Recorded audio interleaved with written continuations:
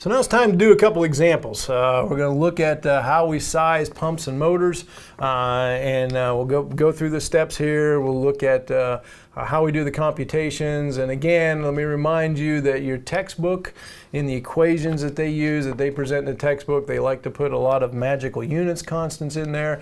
And I'm going to deviate from that. Again, I think those always will trip people up. And just as a heads up on exams and things like that, I never give you the units that are supposed to be in the equation. So I want you to think, I want you to be able to work through the conversions and understand what's going on.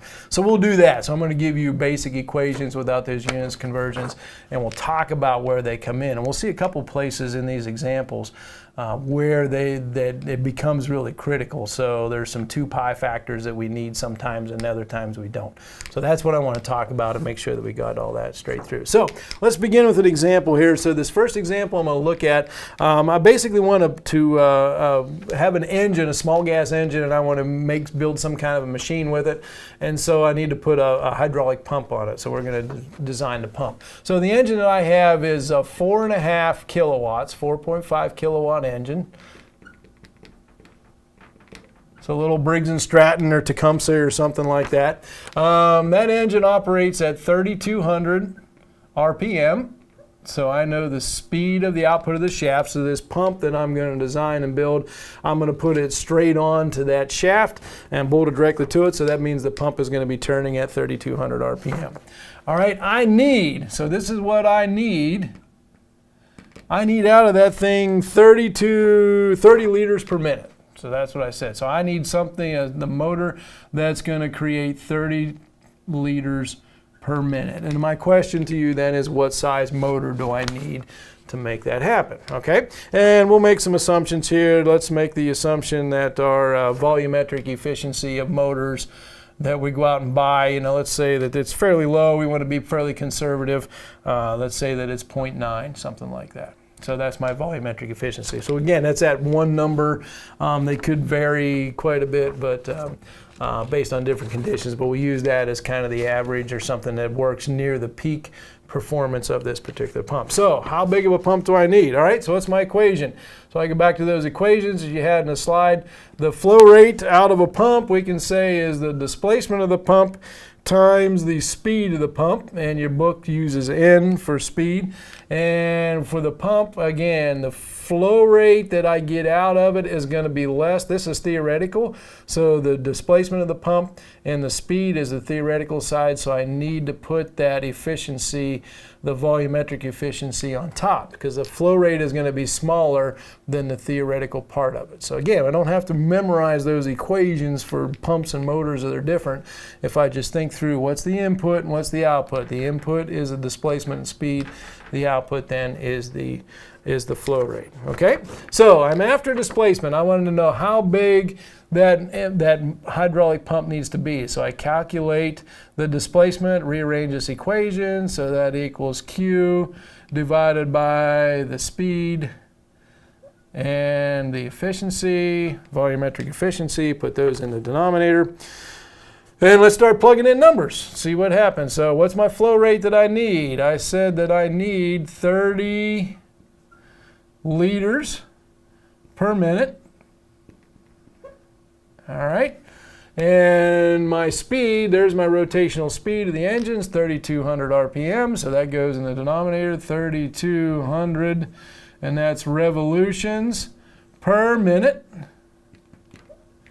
Okay, and my efficiency also goes in the denominator, so I have 1 over 0.9, and that's in the denominator. Does this make sense? So that tells me that since it's in the denominator, it's going to make my displacement bigger. So yeah, I need a little bigger pump to create the amount of flow than I theoretically should. So that's working out in the right place. All right, so now I got to look at units. Well, okay, so I threw this equation down, I plugged it in, but I didn't really think about what are the units that I really need to make this happen. So you should always, when you start an equation, ask yourself, what are the units of that? So displacement is a size. Now this is where we got to be careful, because there's a subtle thing going on there. So really we need displacement. Typically within the metric system we use cubic centimeters, cc's. And oftentimes we just say cubic centimeter. I need a 80 cubic centimeter pump or whatever. but we leave off the fact that the implied unit is actually cc's per revolution. And this is very important with these units conversion factors, so we've got to be careful of that and keep track of that. So this is actually the units that I'm after is cc's per revolution. We'll see in a minute why that comes into play. Okay, so what do I have? Let's look through here. I have my revolutions in the denominator. That's what I want. So that's a good thing in there. So when we first saw that come up, it's like, okay, what do I do with that revolution? Do I got to put a 2 pi in there or something to get rid of radians? No, I want revolutions in the denominator. The minutes cancel off, so this is nice. So the minutes are gone, and I've got liters per revolution. So really the only thing I need to do is convert liters to cubic centimeters to get it in the typical units that I would use to buy a particular device. And so how many cubic centimeters per liter? So there's 1,000. A cubic centimeter is the same as a milliliter. So there's 1,000 cubic centimeters per liter, so that's going to make the liters cancel off. I got rid of those, and my units are cc's per revolution, which is what I want. So now I just go through and multiply all that stuff out, and that tells me that the motor that I need is a 10.4 cc motor. Okay, and I'll write that out like that because that's really not the correct units, but that's what we use a lot in the vernacular, so you've got to be real careful about that. This per revolution thing is implied when we're talking about the pump displacement of or displacement of a pump or a motor. So be very, very careful about that and be very clear about those units that we really need to know, understand that sometimes we just say the volume, but we really mean volume per revolution. That's really critical and key in getting all of your units conversions to work through here, okay? So there's the size that I need. So if I went out and bought a 10.4 cc per revolution pump, that would give me my 30 liters per minute, all right? If I can't buy a 10.4, let's say I can buy a 10 and 11, which one do I buy? Well, I've got to go back and look at my application and say, okay, 30 liters per minute. Was that the minimum?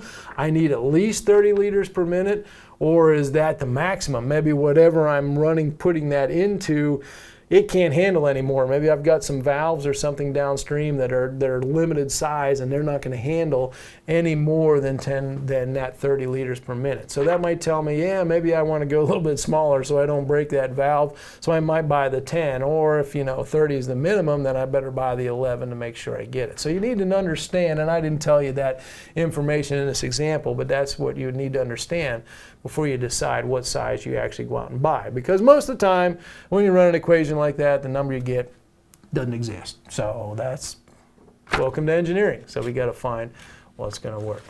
Okay?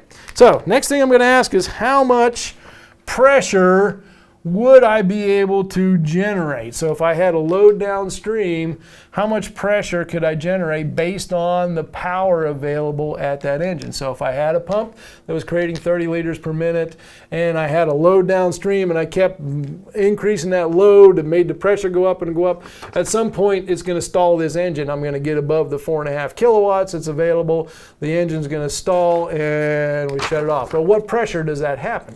So at what pressure does it stall the engine? So that's what I'm after. So what is the maximum pressure that I can develop? Okay, and for this we're going to need to know another efficiency. So I'm going to throw in the torque efficiency here just so we can calculate it as 0.95. Okay, so fairly low amount of friction there that's on that. So what's the maximum pressure that I can do? All right, so what's my equation? And I can go back to those equations on the slide that we had, but we're after the torque. This is what I want. And torque is equal to the displacement times the pressure. And for the pump, we had to divide that by the torque efficiency. So that was the equation off of that slide, all right? So that tells me, I know what my displacement is. I'm after the pressure.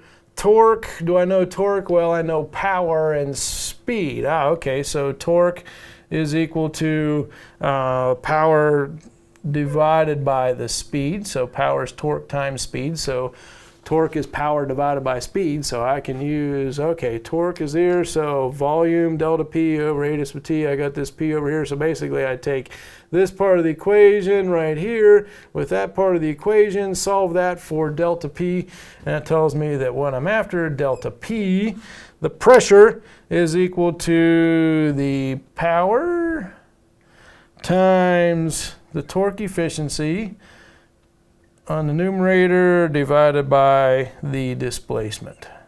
Okay? And I need the speed down here as well. Displacement times the speed. I forgot that. Okay, so that's my equation. It'll give me delta P. All right, so before I go hammer stuff in, I always like to look at what units. What am I after? What are the units of pressure in the SI system? Is typically a Pascal. What's a Pascal? It's a Newton per square meter. So this is the units that I'm after. Newton per square meter. That's my units. So let's put these things in. Hopefully when we put them in that equation, they'll work out and it'll give me the right units. All right, so what is the power that I got? Power is 4.5 kilowatts. So 4.5. What is a kilowatt? Kilowatt is watt is a Newton meter per second. So this is actually, and I'll just put the K in there so I don't have a bunch of zeros. So I'll say it's a kilonewton meter per second. So that's the power, okay? Let's take care of the torque efficiency on the numerator. So I'm going to put that in as 0.95 divided by 1. Let's see, what do I got in the bottom there? My displacement, what did I say? Let's just say that we can buy a 10.4, so we'll use that displacement on there.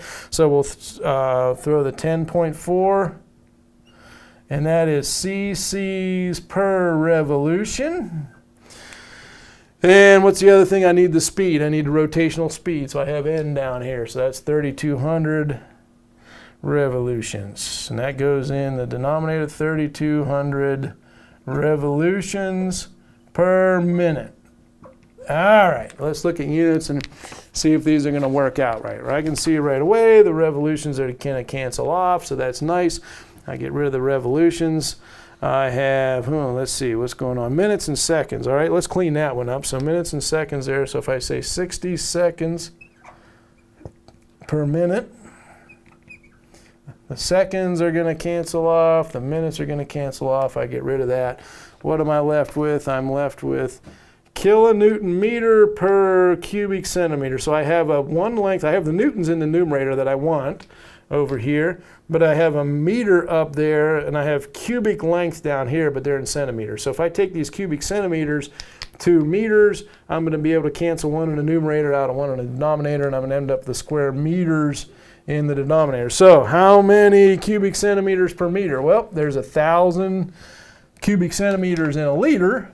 And how many liters in a cubic meter? There's 1,000 liters in a cubic meter. So basically I take 1,000 squared, and that's how many cubic centimeters I have per cubic meter. So that gets rid of my cubic centimeters. And I have cubic meters. I'm going to take one of these meters, this meter off in the numerator over here. That gets this one down to 2. And what do I got? Kilonewton meters, or kilonewtons per square meter. So a newton per square meter is what I need for my units out there. So now I can just multiply it out, and that tells me that I have 7,700. And this is kilonewtons per square meter, which is a kilopascal, all right? Oftentimes in fluid power systems, typical in agriculture and construction and those common components, we use megapascals. They're going to come out on the order of thousands of kilopascals. So we often will talk about this as 7.7 megapascals.